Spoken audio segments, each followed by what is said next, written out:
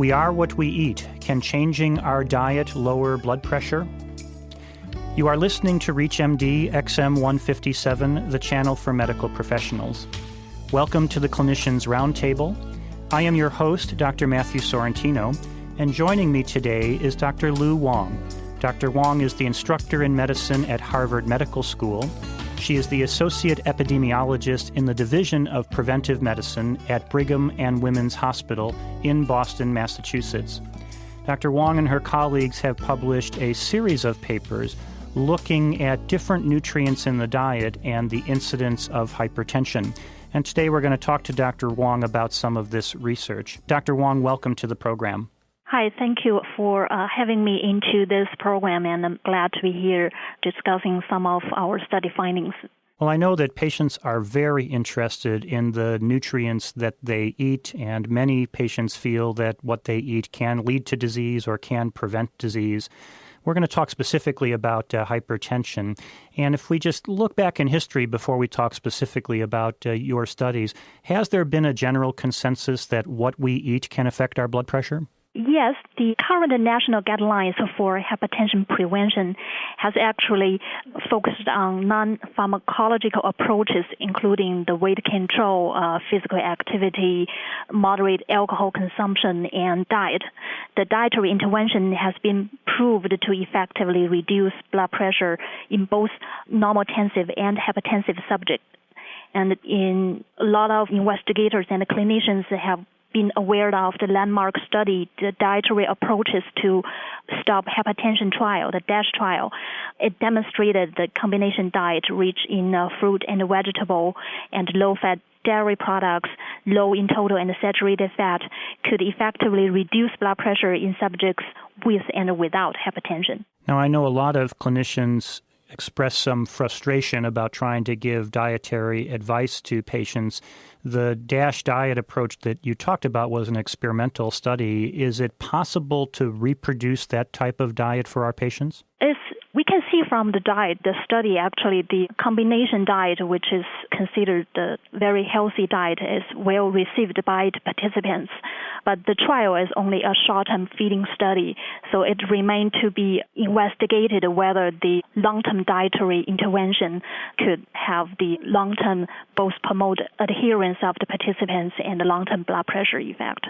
Now, you mentioned the diet was a well-balanced, broad diet, but did it not also include a sodium component, and is sodium important in the diet for hypertension?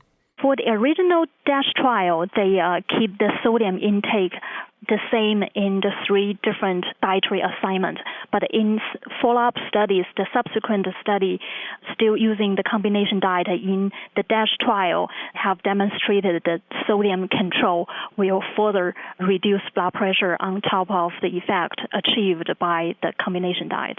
So in other words, you needed the combination diet in addition to then lowering sodium. So it's not just sodium restriction, it's sodium restriction in a milieu of a good combination diet. Yes. Now, this leads, of course, to some of your studies. What led your group to look at some of these other dietary components and the incidence of hypertension? Because the DASH trial is a good example to demonstrate a strong cumulative effect of multiple food and nutrients on blood pressure, but the study was not originally designed to identify the effects of specific components in the diet. Therefore, recently we conducted a series of studies to investigate the intake of specific food groups and items in association with hypertension risk in a large cohort of middle-aged and older women. So tell me a little bit about the cohort of women that you studied. These were a broad section of the American population that you studied? Our study is called a Women's Health Study. It's a randomized, double-blind, placebo-controlled factorial trial that was originally designed to evaluate the risk and benefits of low-dose aspirin and vitamin E in the primary prevention of cardiovascular disease and cancer. So the study participants were female U.S. health professionals. They were aged older than 45 years, and that they were free of cardiovascular disease and cancer at the beginning of the study. So none of these women also had hypertension at the beginning of the study? Certain amount of them do have hypertension at the baseline. but they were free from cardiovascular disease and cancer. And in our analysis to investigate the primary prevention of hypertension, we excluded participants with hypertension at baseline, only focus on people with normal blood pressure. Now, the exclusion of patients with hypertension, is this self-reported hypertension from the women, or were all of these women seen and had measured blood pressures? We use self-reported information to classify whether these participants are hypertensive or not, but this self-reported information has been validated in similar health professional cohorts. So it sounds like this population was a well-informed population. You said that they were women professionals, so they would have a higher likelihood of knowing if they had hypertension than maybe the general population. It's possible. Now, one of the studies that you and your group published was in the Journal of Hypertension this year. It's called Meat Intake and the Risk of Hypertension in Middle-Aged and Older Women. Can you tell us a little bit about this study and how meat had an impact on blood pressure? In this study, we investigated the association of total red meat intake, different types of red meat, and poultry intake in a population of over 28,000 women health study participants. And the dietary intake information was collected from the food frequency questionnaire. The total meat intake was calculated as sum of the individual food items, including the beef, lamb, and pork as a main dish or mixed dish, hamburgers, hot dogs, bacon, and other processed meats, such as sausage or bologna. And we also divided the total red meat into unprocessed red meat and processed red meat. And we adjusted for no hypertension risk factors in our analysis and found women who consume highest quintile of red meat had 13% higher risk of hypertension compared to those in the lowest quintile. We also used the functional cut points to categorize these participants. So women who consume more than 1.5 servings of per day total red meat had actually a 35% higher hypertension risk compared to those who consume no red meat at all. And this association was similar for processed and unprocessed red meat, but we did not find the similar association between the poultry intake and the risk of hypertension. If you are just joining us, you are listening to the Clinicians Roundtable on ReachMD XM157, the channel for medical professionals. I am your host, Dr. Matthew Sorrentino, and I'm speaking with Dr. Lu Wang. We are discussing some of her recent studies on nutrient intake and the incidence of hypertension.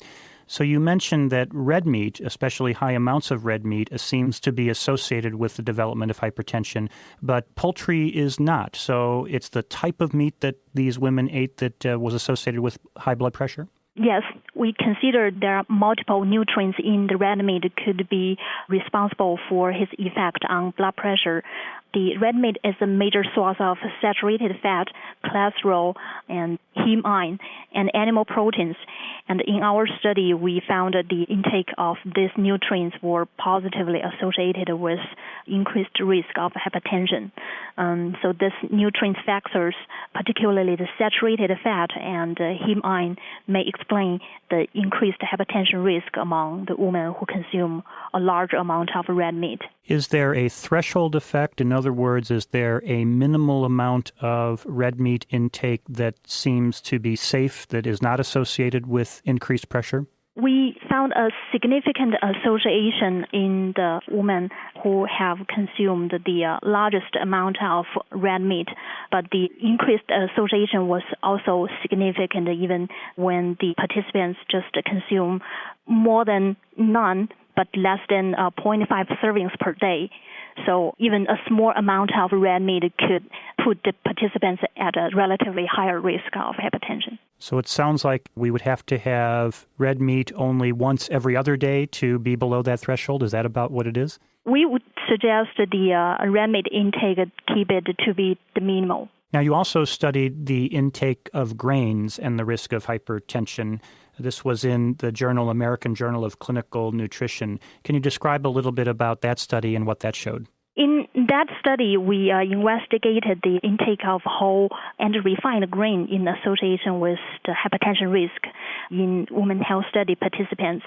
The whole grain foods include dark bread, whole grain breakfast cereal, cooked oatmeal, wheat germ, brown rice, and other grains. And the refined grain included like sweet rolls, cakes, desserts, white bread, muffins, biscuits, refined grain breakfast cereal. Then in this study, we found women who consume highest quintile of whole grain had 11% lower risk of hypertension compared to those in the lowest quintile. We also conducted analysis using the functional cut points. We found women who consume more than 4 servings per day of whole grain had a 23% lower risk of hypertension compared to those who consume less than half serving per day.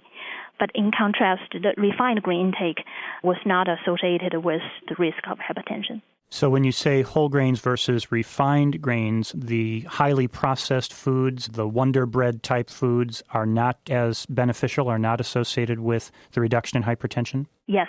So in putting all of this research together, the association between grains, the association between meat, the association between sodium and dairy products, are you able to come up with a general recommendation for an individual's diet to try to help prevent hypertension?